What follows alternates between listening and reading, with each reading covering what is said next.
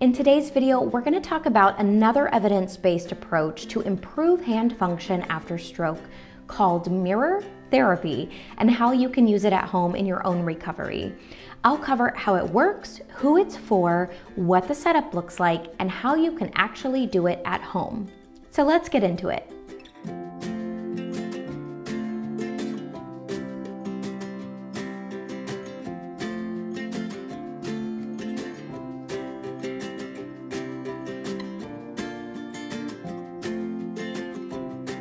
So how does it work?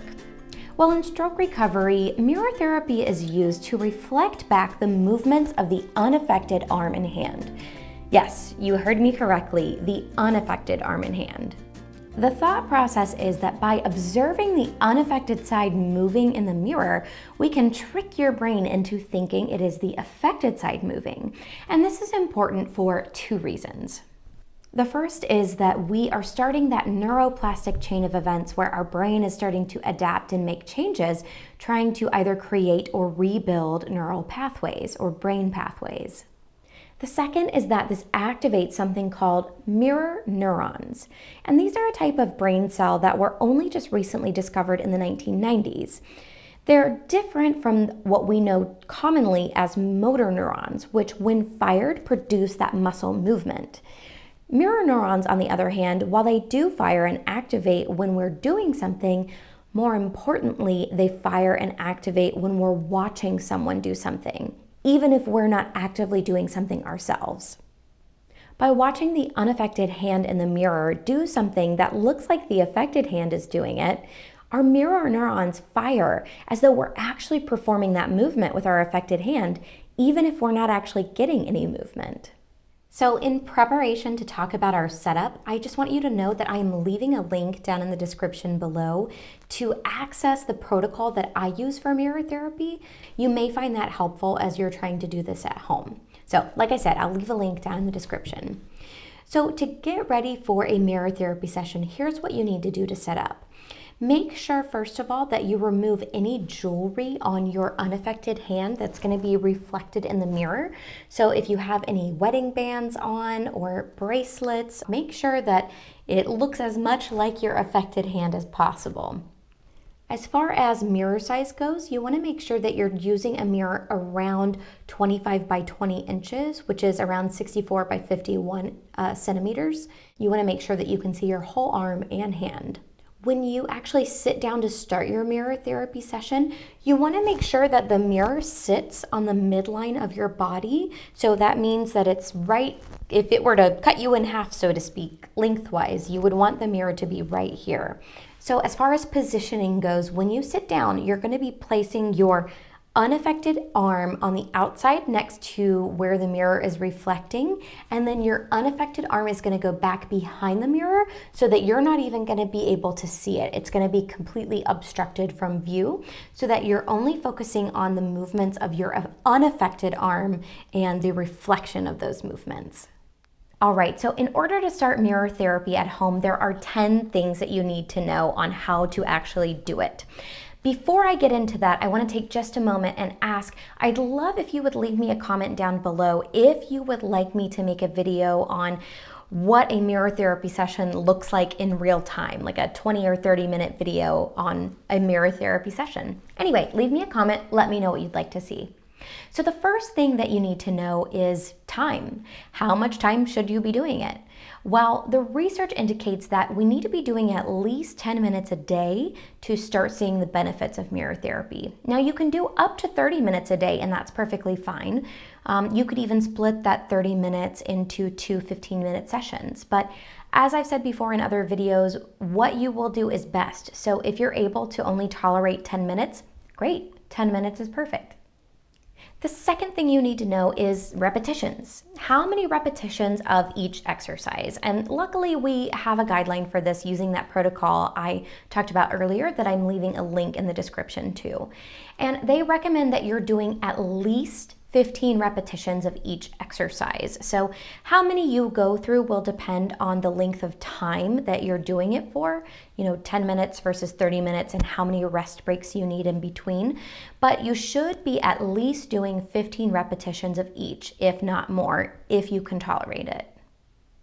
The third thing you need to know is that this needs to be a gradual progression. So whether you're starting out with no movement at all or, a moderate amount of movement, you need to start out with easier, simpler exercises first and gradually progress to more intense or resistive exercises. In the beginning, you're really only just using your unaffected hand for movement, but what you could do as you start making progress is gradually progress so that behind the mirror, you're not looking at it, but you're trying to mimic the movements of your unaffected hand that you're watching in the mirror. You don't know what that movement actually looks like because the point of it is that you're looking at the reflection. But that's one way to gradually progress as well, is to start moving your affected hand behind the mirror. The fourth thing you need to know is whether or not you need help.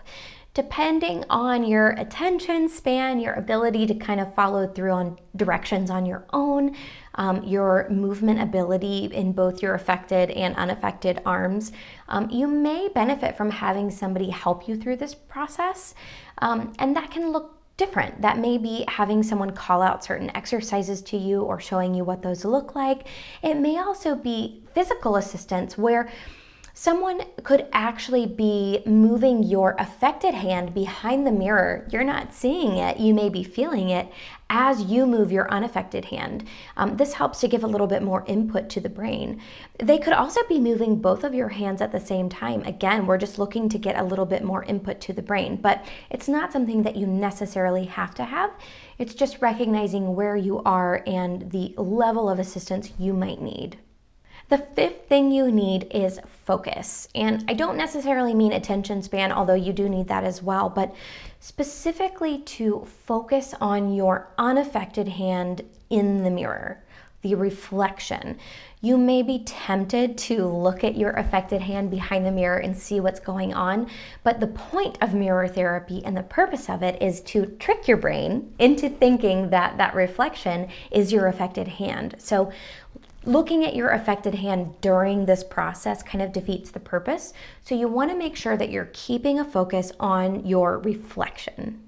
The sixth thing that you need to know is to try to incorporate a variety of exercises. And this comes back to, basic principles of neuroplasticity that, we have to keep our brains challenged and thinking. So maybe you start off with the same ones for a couple of weeks, but then you need to switch it up and you can work on your gradual progression. And that's how we kind of bring everything together.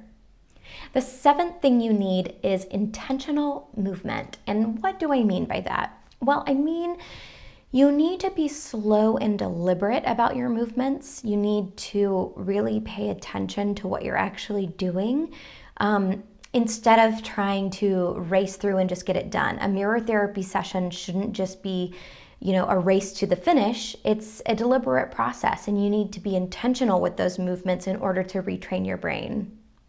The eighth thing that you'll need is a distraction-free environment. So like I just talked about, this is an intentional practice, an intentional therapy session for yourself. You don't want to be distracted with the TV on or, really loud music blaring or having lots of people talking in the background. You want to be able to really focus on what you're doing and make it an intentional practice. The ninth thing that you need is to make sure that you're taking rest breaks when you need them.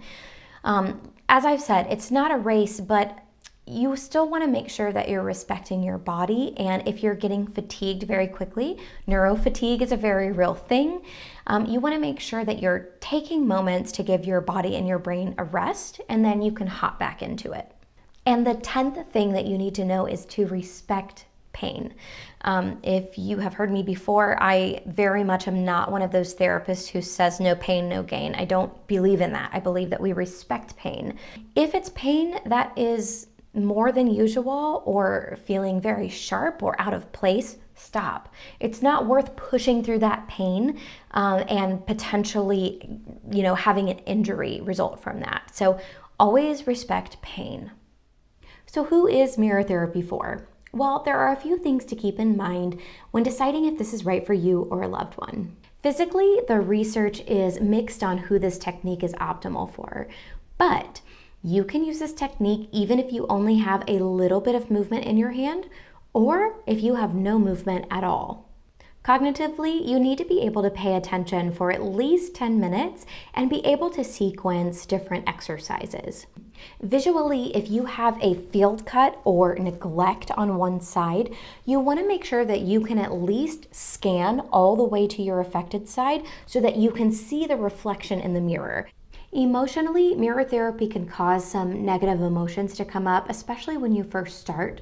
It may have been a long time since you have seen both of your hands and arms working. So you can see how that might be a little bit traumatic when you first start. So just make sure that you know that that is a possibility and that you're emotionally prepared for that.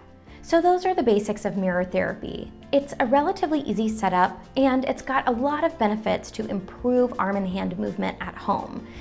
Just like with other aspects of doing your own rehab at home, there's definitely a learning curve with this method as well. But it's doable. It may just take a little bit of time and practice. All right, everyone, that's it for today. Remember to leave me a comment down below if you'd like me to make a video that walks you through a real-time mirror therapy session so you can understand more what it looks like. I love to get your feedback. And as always, I'm leaving a link down in the description to sign up for my email list, which gets you 3 free stroke recovery tips and motivational emails a week, as well as a free copy of my ebook, The Stroke Recovery Pocket Guide. If you haven't already, please make sure that you subscribe and hit the bell for notifications. This helps me to grow my channel and reach more survivors. Thank you so much for watching. I'll see you next time.